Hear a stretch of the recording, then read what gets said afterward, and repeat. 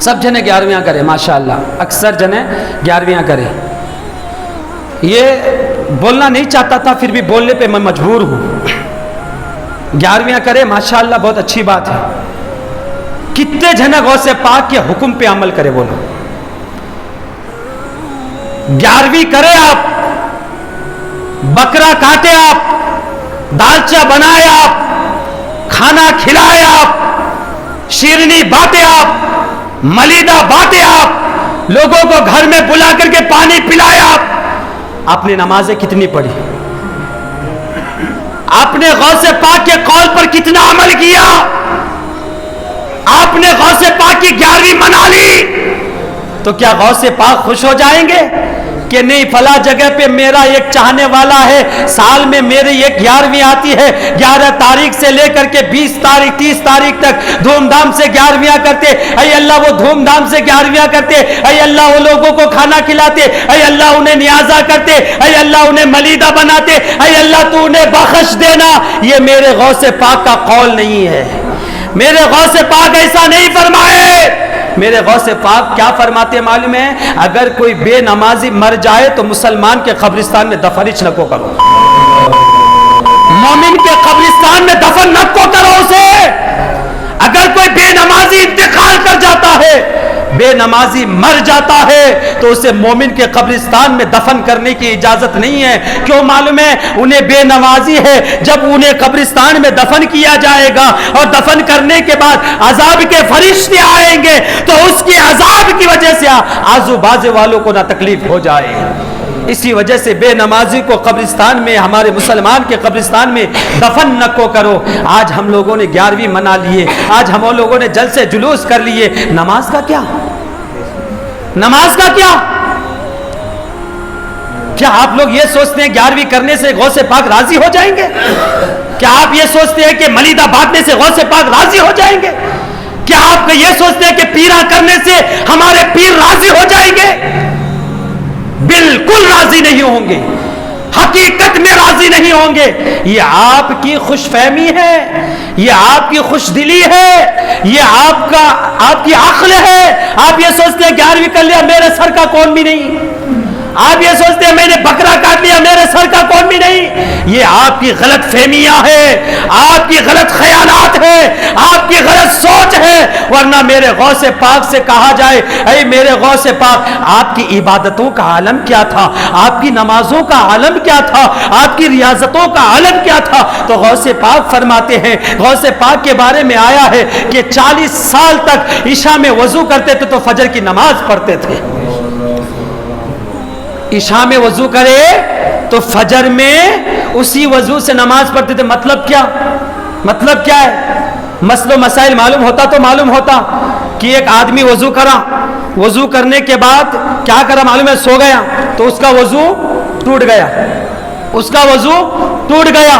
تو غوث اعظم کے فرمان کا مطلب یہ ہے کہ 40 سال تک اگر عشاء کے وضو سے فجر کی نماز پڑھے ہیں تو اس کا مطلب یہ ہے کہ غوث اعظم 40 سال تک راتوں کی نیند کو اللہ کے لیے قربان کر دیے ہیں.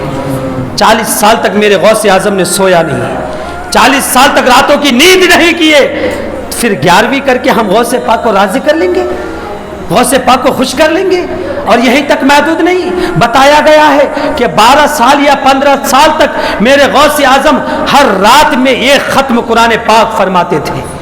قرآن پاک یہ ختم کرتے تھے، 30 پارہ ایک رات میں ختم کرتے تھے. اور ایک روایت میں یہ آیا ہے، کیا آیا ہے معلوم ہے؟ یہ پاؤں پہ کھڑے ہو جاتے تھے، دونوں پاؤں پہ نہیں، یہ پاؤں پہ کھڑے ہو کر کے ایک ایک قرآن پاک مکمل ختم کر دیا کرتے تھے. وہ میرے غوث پاک ہے. اتنی عبادت ہے، اتنی ریاضت ہے، اتنی عبادت گزار ہونے کے باوجود بھی علامہ شیخ سعدی رحمۃ اللہ علیہ فارسی گلستان جو کتاب ہے اس کا لکھنے والا، وہ فرماتے ہیں کہ میں خانہ کعبہ گیا، خانہ کعبہ جانے کے بعد میں مقیم ہوا، مقیم ہونے کے بعد اچانک ایک رات میں ایک خانہ کعبہ کے دیوار کے بازو غلف کعبہ کو پکڑ کر کے رونے کی آواز آ رہی ہے.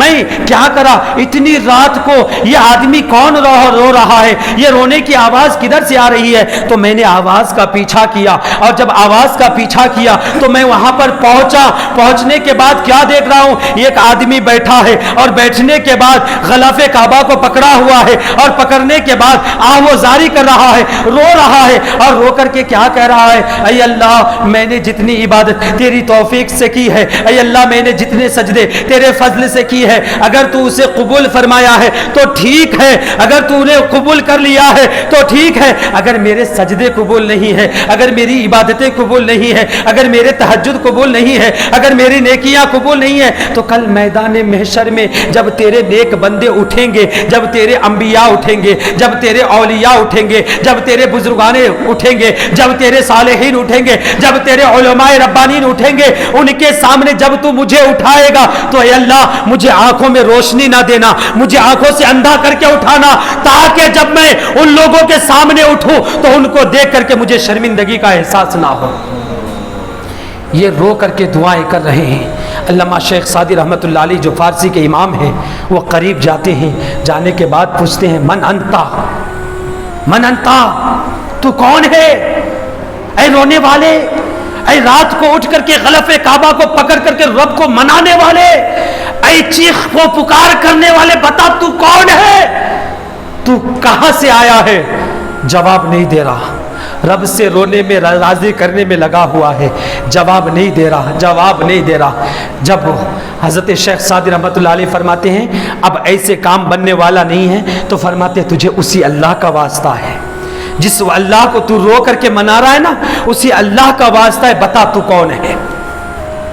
तब क्या कहते हैं मालूम है, अगर तू अल्लाह का वास्ता ना देता तो मैं नहीं बताता, जब अल्लाह का वास्ता दिया है तो सुन, मैं कोई और आदमी नहीं बल्कि मैं गौसे आज़म दस्तगीर हूँ, मैं अब्दुल कादिर जीलानी हूँ, जिसकी आप 11वीं करते हैं महबूब सुबहानी, मैं महबूब सुबहानी हूँ, मैं पीराने पीर हूँ, मैं रोशन ज़मीर हूँ, मैं मीरा मोहिउद्दीन हूँ।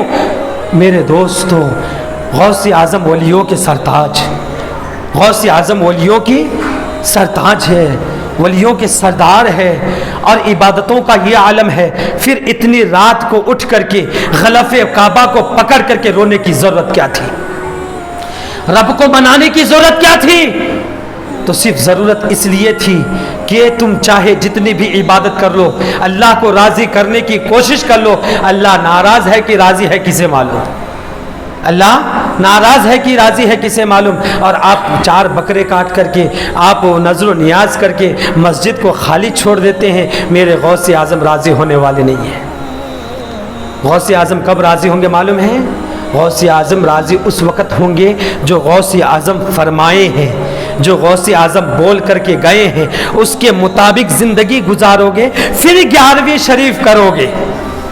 मैं 11वीं शरीफ करने के लिए मना नहीं कर रहा, पहले उनके नक्शे कदम पे चलो, उन्होंने जो फरमाया उन पर अमल करो, उन रास्तों पे चल के दिखाओ, और दिखाने के बाद 11वीं करो। गौसे आज़म खुश हो जाएंगे यारों, और सिर्फ गौसे आज़म नहीं बल्कि मेरा रब भी खुश हो जाएगा।